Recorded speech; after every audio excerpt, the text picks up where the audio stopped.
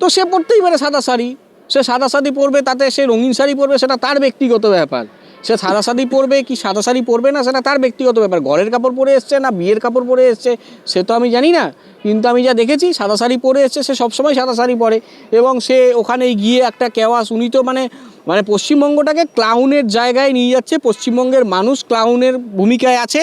আপনারা দেখবেন যখন বিদেশে গেছিলো ওই লন্ডনে, তখন দেখবেন পিছনের দিকে হাঁটছে, মানে রাজ্যটাকে উনি পিছনের দিকে নিয়ে যাচ্ছে, সেটা প্রমাণ করছে। এটা ক্লাউনের ভূমিকা, মানে মুখ্যমন্ত্রী মানে পদ যে একটা ইম্পর্ট্যান্ট একটা জুডিশিয়াল একটা পদ, যেটা মানুষ তাকে দিয়েছে তাকে উন্নয়ন করার জন্য, মানুষের স্বার্থে, নিজেকে ক্লাউন বানিয়ে এবং পশ্চিমবঙ্গের মুখ্যমন্ত্রী হিসেবে সে রিপ্রেজেন্ট করছে। সে কতটা মানে কি বলবো, কতটা নির্লজ্জ হলে এরকম ক্লাউনের মতো অভিনয় করতে পারে জানা নেই। উনি অভিনয় জগতে গেলে হয়তো ভালো নাম করতে পারতেন, কারণ উনি অভিনয় জগতে গেলে যদি ভালো নাম করতে পারতেন, তার কথা আমি বলছি না, তার কথা তার এক সময়ের ছায়াসঙ্গী সোনালী গুহর বক্তব্য, যিনি ওটা উনি মানে ব্যাপারটা হচ্ছে কি, উনি নিজে তো দেখে পালায়, ওই জন্য সবাই, উনি যদি সরে যায়, উনি একটা মহিলা তো মিনিমাম রেসপেক্ট এই রাজ্যের পুলিশ দিতে না পারলেও কিছু অংশ পুলিশের, কিছু অংশ, আমি সব পুলিশ বলছি না, কিছু অংশ, কিছু মহিলা পুলিশ মানে কিছু মহিলাকে কিছু পুলিশের একটা অংশ রেসপেক্ট দেয় না।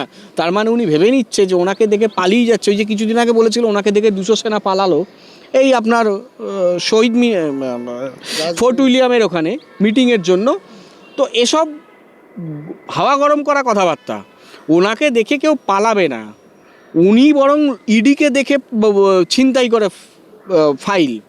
ওনাকে দেখে পালানোর মতো জায়গায় উনি নেই। উনি এত বড় সৎ হয়ে যাননি যে ওনাকে দেখে পালাবে। আগে লিখতে দেখবেন সততার প্রতীক ডক্টর মমতা বন্দ্যোপাধ্যায়, এখন কিন্তু না সততার প্রতীক লেখা হয় না মমতা বন্দ্যোপাধ্যায় ডক্টর লেখা হয়। ওই নামটা ঘুচে গেছে, কারণ ও নিজেও জানে, তৃণমূলের গ্রাসরুট লেভেলের লোকরাও জানে ও কতটা করাপ্টেড। আজকে যে বললো যে আমি ঘরের কাপড় পরে এসেছি, দেখেন সাদা শাড়ি, তো সে পড়তেই পারে সাদা শাড়ি, সে সাদা শাড়ি পরবে, তাতে সে রঙিন শাড়ি পরবে, সেটা তার ব্যক্তিগত ব্যাপার।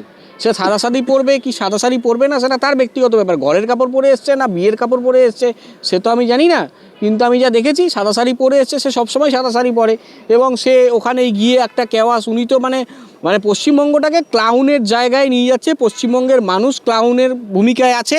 আপনারা দেখবেন যখন বিদেশে গেছিলো ওই লন্ডনে, তখন দেখবেন পিছনের দিকে হাঁটছে, মানে রাজ্যটাকে উনি পিছনের দিকে নিয়ে যাচ্ছে, সেটা প্রমাণ করছে। এটা ক্লাউনের ভূমিকা, মানে মুখ্যমন্ত্রী মানে পদ যে একটা ইম্পর্ট্যান্ট একটা জুডিশিয়াল একটা পদ, যেটা মানুষ তাকে দিয়েছে তাকে উন্নয়ন করার জন্য, মানুষের স্বার্থে, নিজেকে ক্লাউন বানিয়ে এবং পশ্চিমবঙ্গের মুখ্যমন্ত্রী হিসেবে সে রিপ্রেজেন্ট করছে। সে কতটা মানে কি বলবো, কতটা নির্লজ্জ হলে এরকম ক্লাউনের মতো অভিনয় করতে পারে জানা নেই। উনি অভিনয় জগতে গেলে হয়তো ভালো নাম করতে পারতেন, কারণ উনি অভিনয় জগতে গেলে যদি ভালো নাম করতে পারতেন, তার কথা আমি বলছি না, তার কথা তার এক সময়ের ছায়াসঙ্গী সোনালী গুহর বক্তব্য, যিনি ডেপুটি স্পিকার ছিলেন, ডায়মন্ড হারবারের আমতলার প্রাক্তন বিধায়িকা ছিলেন, তার বক্তব্য, আমার বক্তব্য নয়। এটা সোনালী গুহর কথা শুনলেই বোঝা যায়। অভিষেক ব্যানার্জিও সাথে আছে মুখ্যমন্ত্রী দিল্লিতে, থাকতে পারে, ও তো এখন ওকে নিয়ে ট্যাকে নিয়ে ঘুরে বেড়াচ্ছে, কারণ অভিষেক ব্যানার্জি যে কোনো মুহূর্তে গ্রেপ্তার হতে পারে, এই শঙ্কাটাই আইবি রিপোর্টটা মুখ্যমন্ত্রীর কাছে আছে। ওই কারণেই মুখ্যমন্ত্রী সাথে করে নিয়ে যাচ্ছেন। অভিষেক ব্যানার্জিকে যদি সাথে নিতেন, তাহলে সবথেকে বড় কথা, যেদিন ওই ওই জৈনের ওই আইপ্যাকের কর্ণধার যিনি, ওনার বাড়িতে যেদিন প্রতীক জৈনের বাড়িতে যেদিন রেড হলো, সেদিন অভিষেককে নিয়ে গেলেন না কেন?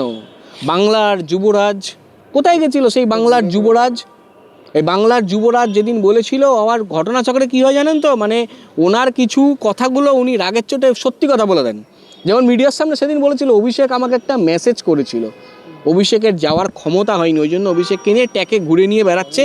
যে কোনো মুহূর্তে অভিষেক গ্যারেজ হয়ে যেতে পারে বা ভেতরে ঢুকে যেতে পারে খুব শিগগিরই, তাই জন্য ওই আইবি রিপোর্ট ওর কাছে আছে, যার জন্য ওকে নিয়ে বেড়াচ্ছে। দিল্লি যাওয়ার কারণ কি, মুখ্যমন্ত্রী কি কারণ? দিল্লি যাওয়ার কারণ একটাই হচ্ছে, দিল্লি যাওয়ার কারণ ও মানে এসআইআর নিয়ে বলতে গেছে যে এসআইআরের পরিবারকে নিয়ে নির্বাচন কমিশনের সামনে ধর্নায় বসবে, বা মাননীয় স্বরাষ্ট্রমন্ত্রী অমিত শাহ ওখানে গিয়ে ধর্নায় বসবে। তো এসব কোনো যুক্তিযুক্ত কারণ নয়। তো দিল্লি যাওয়ার কারণ ওনার কী হতে পারে সেটা উনি জানেন। প্রথম কথা, এসআইআর এর যদি বিরোধিতা করতে হতো তাহলে এসআইআর এর বিরোধিতা যখন করতো তাহলে বিএলওগুলোকে ওখানে পাঠালো কেন? বিএলওগুলো তো রাজ্য সরকারের অধীনস্থ কর্মচারী। তো এই বিএলওগুলোকে ট্রেনিং করিয়ে পাঠানোর মূলে কে? রাজ্যের এডুকেশন ডিপার্টমেন্ট এবং তার মাথা মুখ্যমন্ত্রী। বকলমে যদি ব্রাত্য বসুর ক্ষমতা হবে, ঘাড়ে কটা মাথা আছে যে মমতা ব্যানার্জির ইনস্ট্রাকশন না থাকে ব্রাত্য বসু ওখানে পাঠাবে?